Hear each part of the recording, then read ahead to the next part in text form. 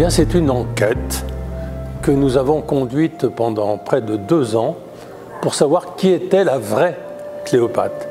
Car c'est une femme dont l'histoire est changeante, contestée, parfois peu connue, contradictoire et en même temps universelle. Et donc c'était un sujet d'interrogation. Qui est Cléopâtre aujourd'hui ?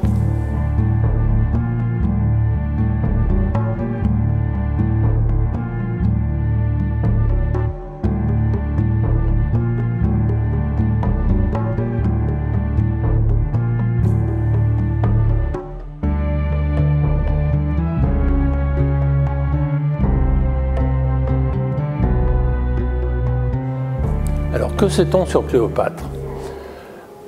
On sait beaucoup de choses parce que la production d'images, de textes, de références, y compris dans le domaine de l'art contemporain aujourd'hui, est telle que c'est une profusion.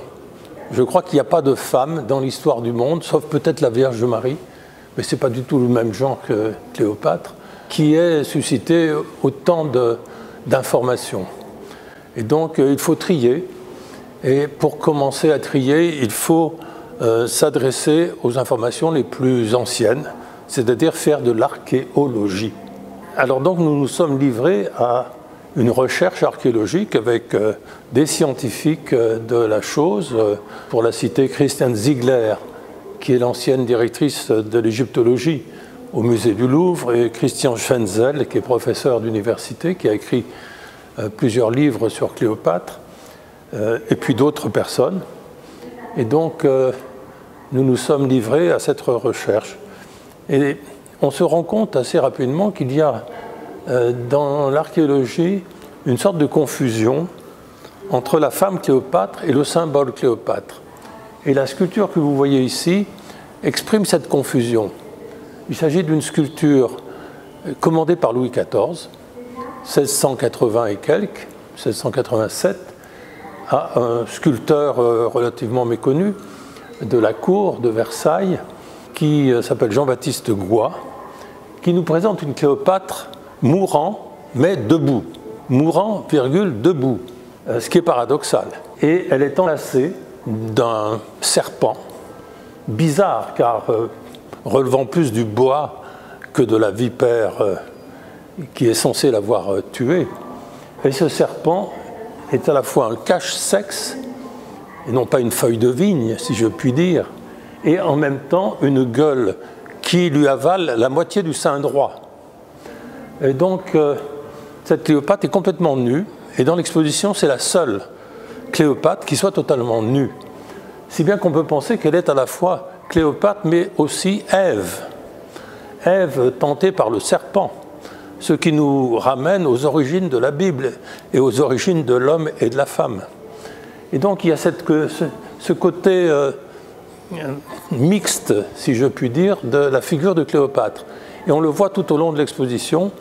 Et c'est pour ça que l'archéologie doit remonter vraiment aux sources antiques qui vont nous amener à constater que, premièrement, les sculptures censées représenter Cléopâtre sont toutes soumises à des interrogations.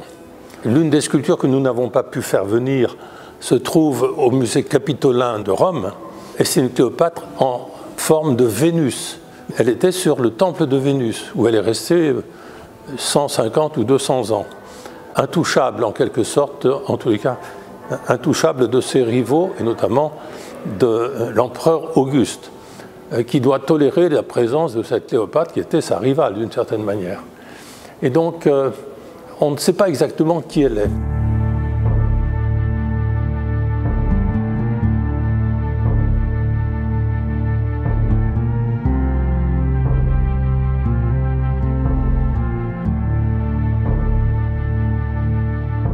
À la recherche de l'identité de Cléopâtre, il faut d'abord se référer à celui par qui tout commence, qui est Jules César. Jules César a été retrouvé, du moins son portrait, dans le Rhône, à Arles, et c'est en le regardant au musée de l'art antique que j'ai eu l'idée de faire cette exposition Cléopâtre, car l'histoire de Cléopâtre, vous ne le savez peut-être pas, mais c'est une histoire française. En tous les cas, une histoire de Gaule, de la France Gaule. Pas gaulliste, mais gaulienne. Pourquoi? Parce que César, très belle sculpture d'un homme qu'on sent intelligent, avec une sorte d'humanité qui n'apparaît pas dans d'autres portraits. César l'a emporté sur les troupes de Vercingétorix, 51 avant. Il y a deux armées à Rome, celle de Pompée, consul, et celle de César, consul. Et donc, ils sont en rivalité. César poursuit Pompée, il est à Arles. Les troupes de Pompée sont à Marseille. César fait construire par les Arlésiens 12 galères pour faire le siège de la ville de Marseille. Les troupes de Pompée quittent Marseille et se dirigent vers Rome. César rend hommage aux Arlésiens, érige la ville d'Arles en colonie romaine, c'est-à-dire les Arlésiens deviennent des citoyens romains, et en même temps donne à la ville d'Arles la propriété de la Camargue qui appartenait aux Marseillais.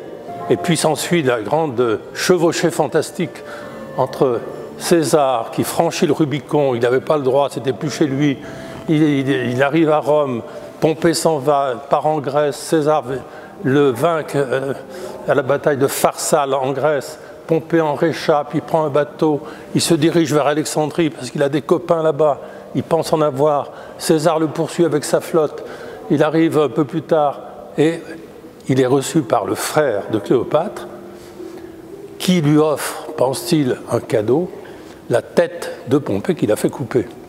César, écrit Plutarque, pleure, car Pompée est son gendre, même s'il est son adversaire, et il le voulait vivant pour son triomphe à Rome. Et donc, voilà César face à un petit roi qui fait ce genre de petite manœuvre, alors que la reine a été exclue par son frère, elle est en exil. Elle revient à Alexandrie, elle entre en contact avec César, c'est l'histoire du tapis.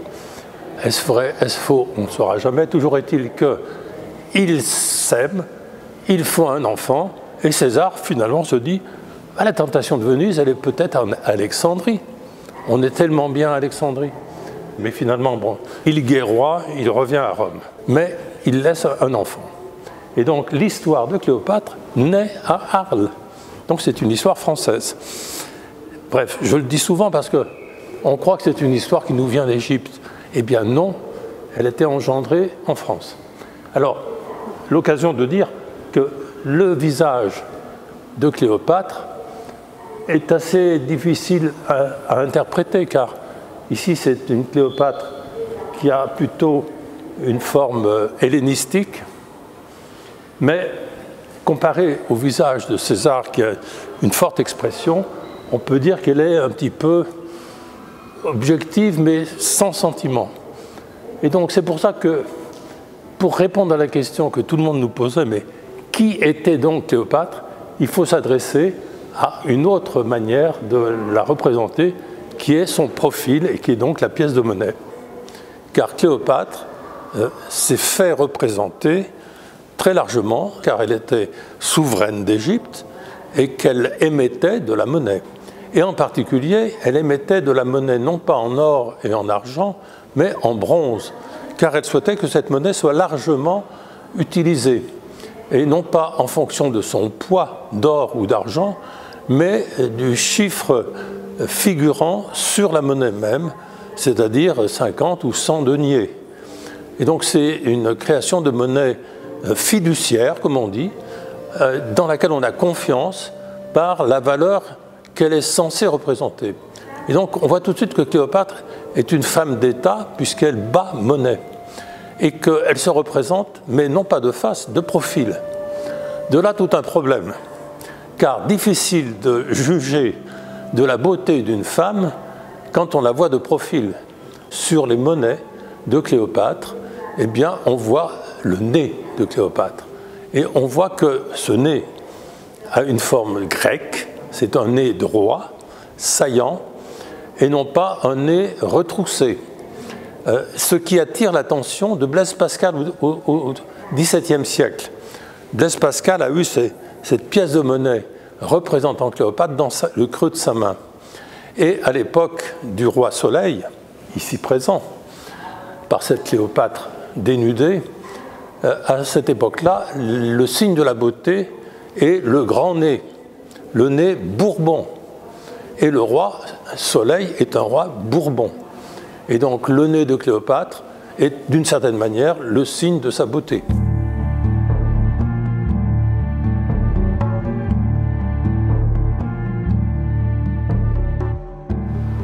Alors le nez de Cléopâtre, puisqu'on est parti de la monnaie qui ne ment pas et que nous nous référons à la citation de Blaise Pascal, le nez de Cléopâtre, : s'il eût été plus court, tout le reste de la terre aurait changé. Bien, Esmeralda Kosmatopoulos est une artiste née en Grèce et qui vit au Caire. Ça vous fait penser sans doute à quelqu'un qui s'appelle Cléopâtre, qui est à la fois grecque et égyptienne. Et elle a eu l'idée de figurer dans le marbre les formes de nez que les artistes ont donné à Cléopâtre en imaginant le visage qu'elle pouvait avoir. Et donc on se rend compte que ces 50 nez donnent la matérialité en quelque sorte de cette multiplicité qu'est Cléopâtre. Il n'y a pas une Cléopâtre, ici on a 50 Cléopâtres, mais il y a des milliers de Cléopâtres. Cléopâtre, d'une certaine manière, est dans chacun de nous, nous la fantasmons. Donc ça veut dire que cette question du nez est finalement très secondaire et la question de l'esprit est vraiment plus fondamentale. Cléopâtre était reine. Son père avait décidé de la mettre sur le trône des Ptolémées, c'est-à-dire de la lignée qui va succéder à Alexandre le Grand, lequel meurt en 323 avant notre ère, après avoir créé la ville d'Alexandrie, qui devient la capitale de la Méditerranée, bien plus belle que Rome, plus peuplée, plus culturelle, plus instruite, plus fameuse, plus riche finalement. Et donc les Ptolémées, qui sont grecs d'origine, qui tirent leur fortune de la division de l'empire d'Alexandre, vont régner sur l'Égypte et vont épouser à la fois la tradition qui à l'époque de l'Antiquité a déjà 2000 ans d'ancienneté, et l'actualité qui est celle de la Grèce. Et donc c'est une sorte de mélange, au sens positif du terme, entre les traditions hellénistiques et les traditions égyptiennes. Et pendant près de 3 siècles, les Ptolémées vont régner. Et donc le père de Cléopâtre, 1 ou 2 ans avant sa mort, désigne Cléopâtre pour sa fille, pour régner sur l'Égypte. Mais, selon la tradition égyptienne, et non pas grecque, il est de coutume de placer sur le trône le frère et la sœur, ou une femme et un homme, en tous les cas un couple. C'est une tradition égyptienne qui remonte à Néfertiti, voire même plus anciennement, et qui présente l'avantage qui nous vient de l'Orient, d'assurer une sorte d'équilibre psychologique, psychomoteur, psychosensoriel entre la sensibilité féminine et la sensibilité masculine. Et donc de trouver une sorte d'équilibre entre les deux tendances, les deux comportements, les deux aspirations, les deux volontés, une complémentarité qui permette d'exercer un pouvoir, pour répondre à la question, un pouvoir harmonieux, une recherche d'harmonie dans le pouvoir, qui contraste fortement avec ce qu'est l'exercice du pouvoir à Rome, qui est l'antagonisme à la fois géographique et politique de l'Égypte. On est en 40 avant notre ère, et à cette époque, Rome ne connaît pas le statut de la femme sur le plan politique. La femme est hors de toute succession, lesquelles se font en dehors de la République, car tant que la République règne, mais elle est en train de disparaître, le passage se fait par l'élection par le choix du Sénat, des représentants, même s'ils ne sont pas élus par le peuple dans sa grande majorité. Mais néanmoins, on a un processus républicain. Mais indépendamment de cela, la transmission se fait de père en fils, mâle. Exit les femmes. Et donc, le combat qui va se nouer entre Rome et Alexandrie va avoir finalement pour objet final de définir quelle nature de pouvoir sera exercée sur la Méditerranée et tous ses contours de manière régulière. Et ce qui va exprimer finalement la victoire de Rome, c'est la victoire de l'homme sur la femme dans l'exercice du pouvoir. Et pendant 2000 ans, c'est-à-dire de 30 avant notre ère jusqu'en 1944 pour la France, après notre ère, il y aura exclusion des femmes de la vie politique. Et donc l'histoire de Cléopâtre, de ce point de vue-là, est extrêmement importante. Elle est en quelque sorte la fin d'une période qui symbolisait le rôle des femmes dans le pouvoir et l'arrivée d'une nouvelle période 2000 ans plus tard pour retrouver le rôle des femmes dans l'exercice du pouvoir. En dehors d'exceptions, Blanche de Castille et Saint-Louis, la grande Élisabeth de Grande-Bretagne. Évidemment, il y a quelques exceptions. Mais en règle générale, exitent les femmes. Alors Cléopâtre exerce son pouvoir dans la tradition des Ptolémées, c'est-à-dire avec des références librement consenties aux traditions grecques et aux traditions égyptiennes. Grecques, on le voit à l'occasion des rites funéraires.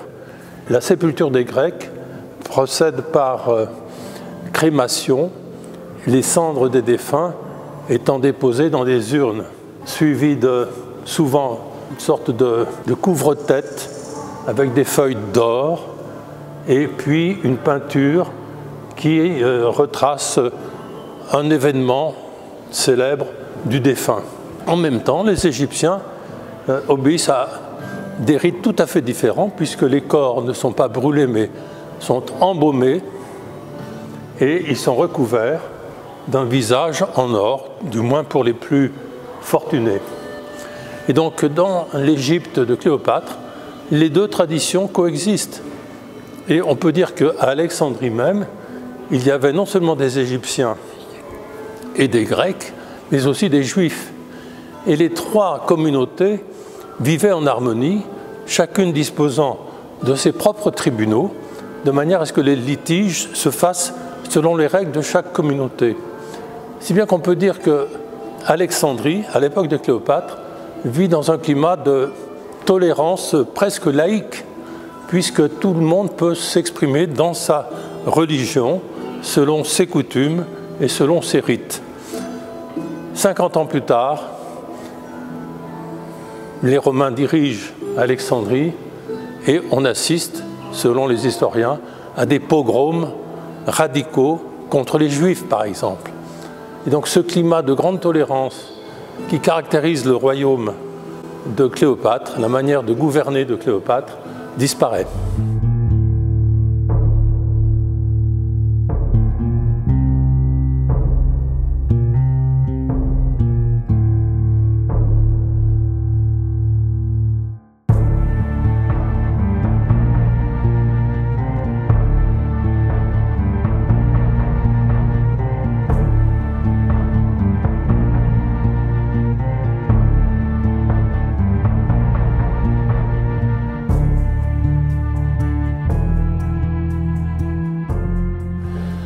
Alors, la perception que l'on peut avoir de Cléopâtre nous vient de textes, d'écrits. Nous avons fait l'enquête sur ces textes. Évidemment, c'était une femme qui ne laissait pas insensible, c'est le moins qu'on puisse dire.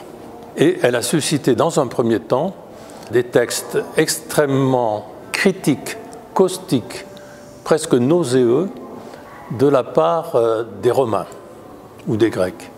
Pourquoi ? Parce que les Romains ne supportaient pas que cette femme, en tant que femme, résiste aux Romains en tant qu'homme. Donc il y avait un antagonisme fondamental. Et elle résiste pendant 20 ans, plus que ça. non seulement elle résiste, mais elle se permet de le faire de manière insidieuse. Alors on peut dire du côté gréco-égyptien de manière rusée, habile, intelligente, mais du côté romain, scandaleuse, outrecuidante, inadmissible, parce qu'elle accouche d'un enfant mâle de Jules César.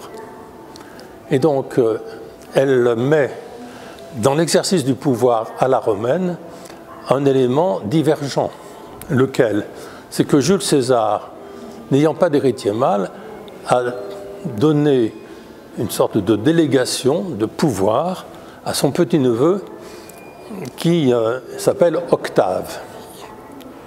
Et au hasard de ses voyages autour de la Méditerranée, il rencontre Cléopâtre à qui il fait un enfant mâle.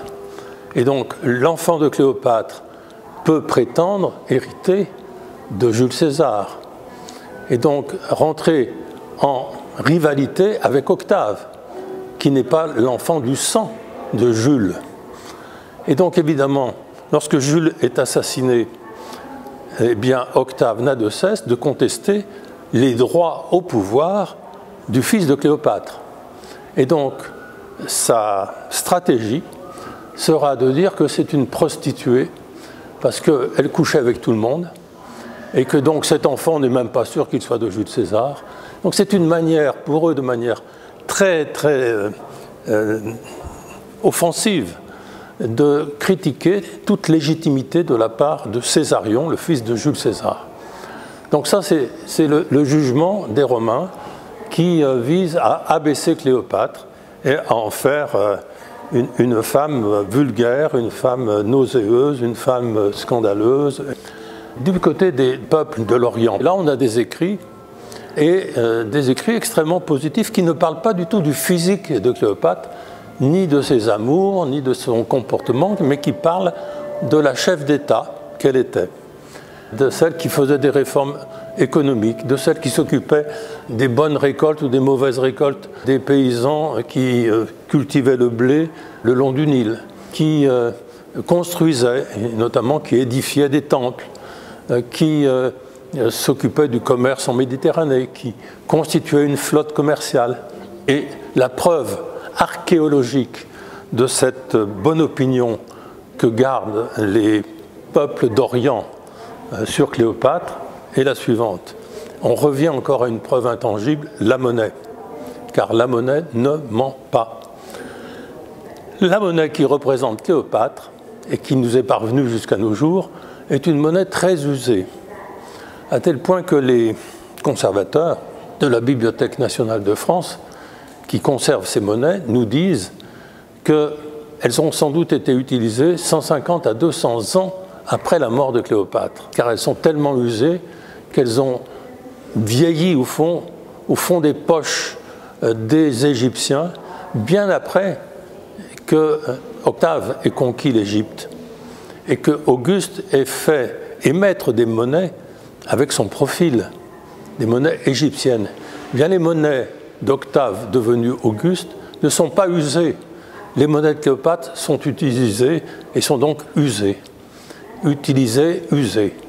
Et donc voilà quelque chose qui est une sorte de preuve objective qu'on aimait Cléopâtre en la caressant au fond de sa poche.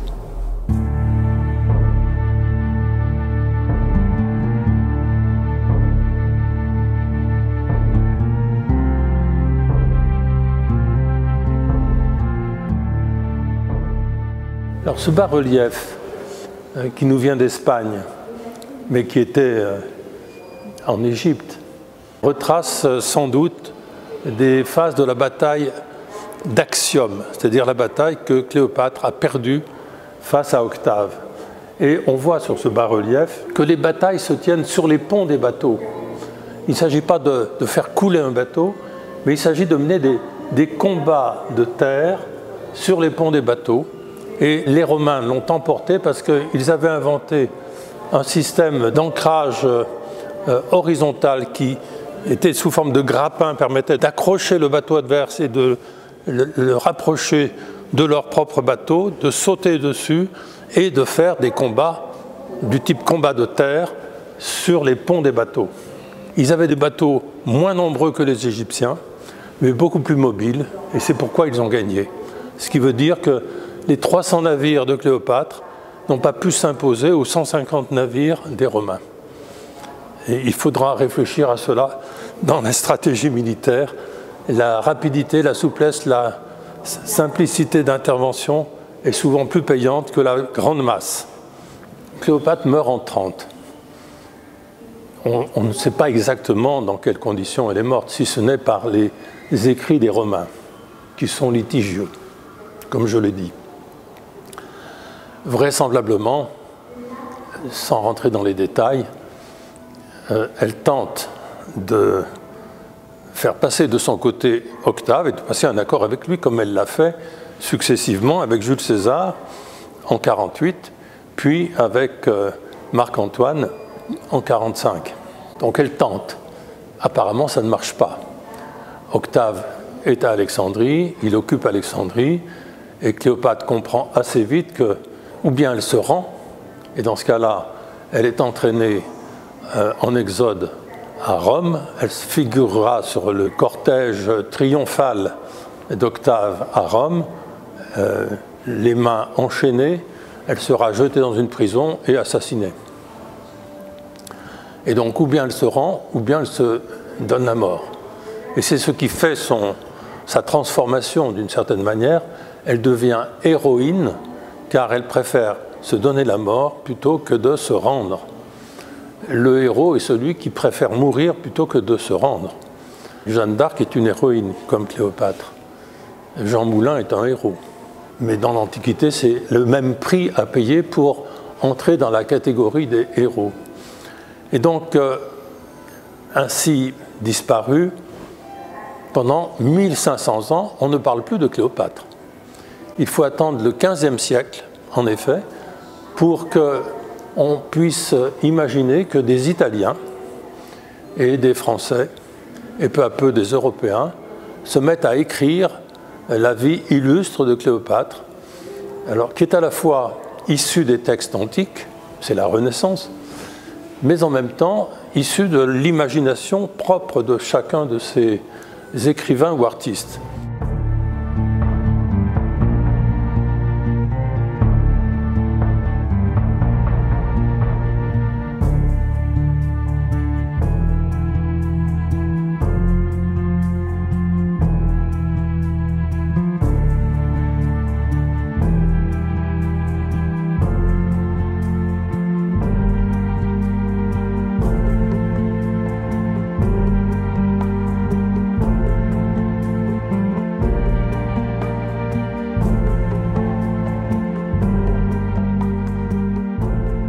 Lavinia Fontana est une artiste italienne de Bologne, XVIe siècle, qui fait un portrait de Cléopâtre, qui est très martial d'une certaine manière, avec un couvre-chef relativement offensif et un personnage complètement protégé.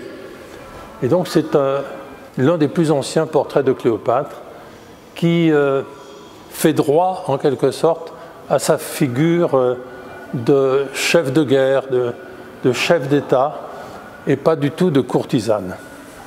Les autres tableaux que nous présentons dans l'exposition ne sont pas des tableaux faits par des femmes, mais par des hommes. Je ne sais pas si c'est la raison pour laquelle ils donnent de Cléopâtre un visage et une forme beaucoup plus dénudés. Dans ce tableau d'Alexandre Cabanel, on voit une Cléopâtre en train de tester des poisons sur des esclaves qui, étant morts, sont emmenés. Et Cléopâtre est une femme cruelle qui donne libre cours à tous ses instincts. Ce tableau de Rixens montre une autre figure de Cléopâtre, car on voit non plus la femme séductrice, mais vraiment l'égyptienne, avec le visage de manière pharaonique, le panier de figues qui était censé cacher le serpent, une femme complètement dénudée, à l'inverse de la première que j'ai montrée tout à l'heure. Et donc c'est vraiment la Cléopâtre livide et en même temps la référence à l'orientalisme. Alors cette toile montre une Cléopâtre qui accueille dans son tombeau Marc-Antoine qui a raté son suicide.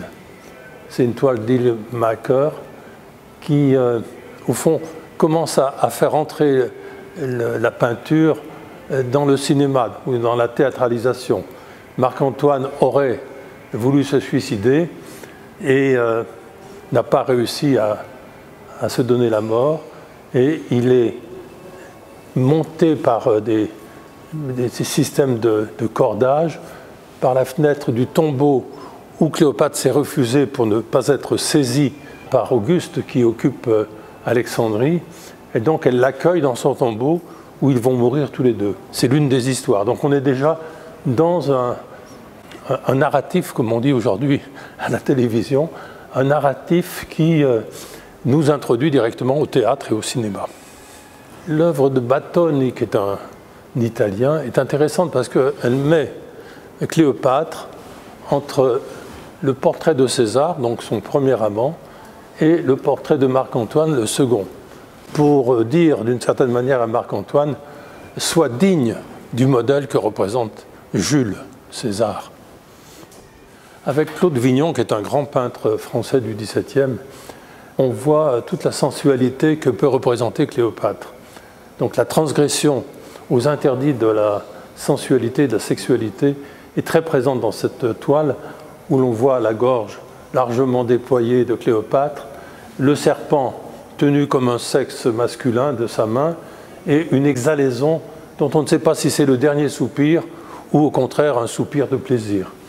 Donc on a vraiment dans cette œuvre toute l'ambiguïté de cette mort de Cléopâtre qui est à la fois mort et résurrection. Cette toile de Rochekouros, un Français, représente Sarah Bernard. Elle assure la transition entre la peinture et le théâtre. Sarah Bernard incarne le personnage de Cléopâtre dans de nombreuses pièces qu'elle va jouer à la fin du XIXe siècle. Et on remarque ici que la Cléopâtre qu'elle incarne est rousse, ni blonde, vaporeuse comme on l'a vu parfois, ni brune à la manière pharaonique. Non, elle est rousse, ce qui veut dire que le tempérament du théâtre l'emporte sur finalement les descriptions picturales.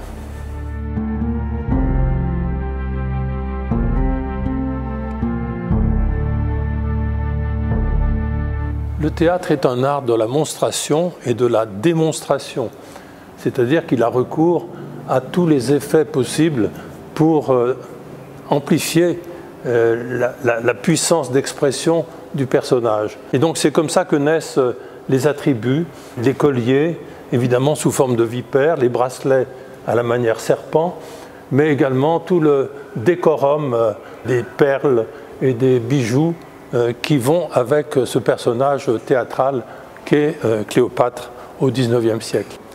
Donc du théâtre, Cléopâtre va glisser vers le cinéma, du cinéma vers la bande dessinée, et puis de la bande dessinée, eh bien, Chabat va refaire du cinéma, et on a là un ensemble de Cléopâtre incarné par Monica Bellucci, son trône, évidemment, et ses différentes tenues qui vont faire entrer finalement Cléopâtre dans la mode. Et après la mode, c'est évidemment ce qui va avec, c'est-à-dire les coiffures, les bijoux, etc. Et donc même au-delà de la mode, ça va être la marque Cléopâtre sur tous les produits de beauté. Donc Chourouk est une artiste tunisienne qui collectionne tous les produits de la marque Cléopâtre. Donc on a des eaux de toilette, on a des produits divers de nettoyage, des revues, là c'est Life, Liz is Back, etc. Et donc elle les agrémente de brillants Swarovski, ce qui transforme ces objets de la vie quotidienne en œuvres d'art. Et donc c'est l'ensemble, cette accumulation, qui est une manière de faire un portrait comme faisaient les artistes du nouveau réalisme, c'est-à-dire un homme comme Armand accumule des objets pour signifier quelque chose. Et bien là, Chourouk accumule tous les produits du marché Cléopatra pour donner une sorte de synthèse de ce personnage qui nous échappe. Alors Cléopâtre est un personnage de théâtre, mais qui va inspirer les artistes. Ici, on a un artiste italien qui s'appelle Pomodoro. Et Pomodoro va faire les décors d'une pièce de théâtre qui va être représentée en Italie, d'une Cléopâtre qui est déjà féministe et qui va donner lieu à la transformation d'un décor qui est à la fois art déco en quelque sorte et encore pourtant égyptien. Donc on est dans l'exploitation théâtralisée du décorum Cléopâtre.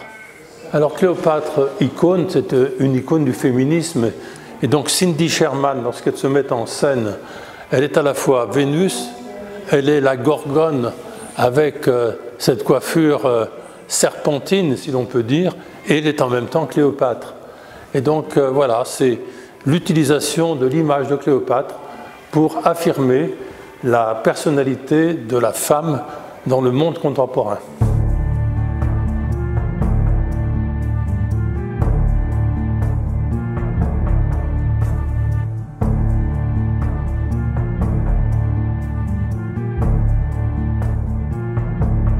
Ici, l'universalité de Barbara Chase-Ribou, l'artiste noire américaine et en même temps française, qui imagine le trône de Cléopâtre. Ce trône en bronze, il est en même temps démultiplié par les miroirs noirs qui renvoient à la première image de l'exposition, les miroirs noirs de la Cléopâtre qui meurt debout.